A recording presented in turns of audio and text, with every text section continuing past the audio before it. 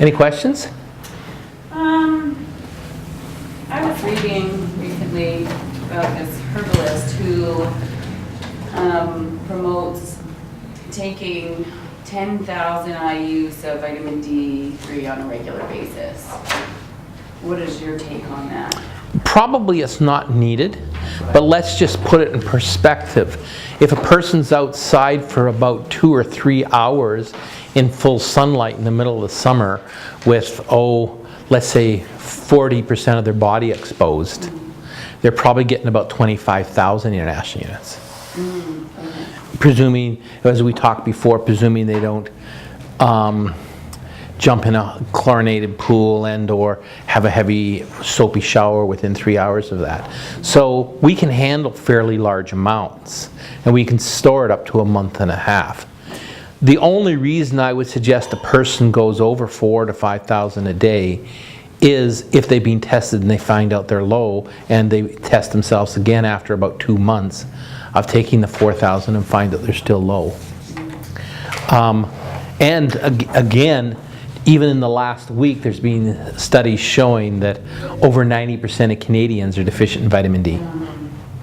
So I'm very, very supportive of taking vitamin D, but here again we go with more is not necessarily better. I don't know that it's deleterious. Now, the science on this is relatively young, which seems kind of strange because vitamin D has been around since the 50s. But their whole reassessment of how much vitamin D you should take has really changed quite lately. Meaning, at one point in time, it was considered dangerous to take more than 400 IUs. But that was completely false data. So are we going to find later on down the line that there's a reason we eliminate the amount of vitamin D or have it low? But there's also been so many studies come out in the last little while showing the success of adequate vitamin D. And we're saying adequate vitamin D being in that realm of probably between 1 and 5,000, but I'm suggesting in Calgary in the winter for most people to take around 4,000. And it seems like that is adequate. If you want to push that envelope up a little bit, I don't think it's that big of a problem. But it's so good from everything from colds and flus to cancer to digestive, for moods. I mean, the list goes on and on and on of various things it can work on. And there's also just tremendous amount of evidence lately on how our society is pretty low in folates or folic acid. And it's been inhibited the amount a person can take because, again, it can give a false positive for, or false negative, sorry, for pernicious anemia, meaning a medical doctor won't be able to tell if a person has pernicious anemia if a person's taking the folates. And the obvious solution to that is to make sure people take B12 also. But because it's hard to absorb, that's one of the issues. So it's kind of funny that theoretically the vitamins have been researched more than anything.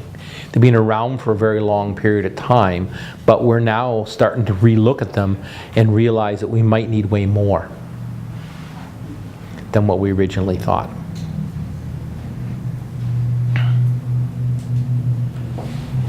I have a follow-up question. Yes? Have there been any studies or any documentation to show what happens when, if this is even possible, if you hit toxic levels of vitamin D in your body? The answer to that question is I'm not sure. Meaning, there used to be, okay? And the toxic warning is, as you know, vitamin D helps you absorb calcium. So it is being thought that if a person takes too much vitamin D, they'll get arthritis. Well, vitamin D will actually, have an adequate vitamin D will prevent you from getting arthritis. The idea is you'd have too much calcium in your bloodstream. I certainly have had patients that have very elevated calcium for various reasons. And of course, this is a really big precursor for what we're going to talk about later today, kidney stones. So those are the two biggest fears of it. Some people's joints, etc., get really stiff. And that's basically the overall fear, the fear. But an awful lot of that science that I'm relying on is really old. I haven't really done a look in the last 2 years with these elevated levels of vitamin D, if anyone's finding toxic levels, but it's a really good area to research. It only makes sense.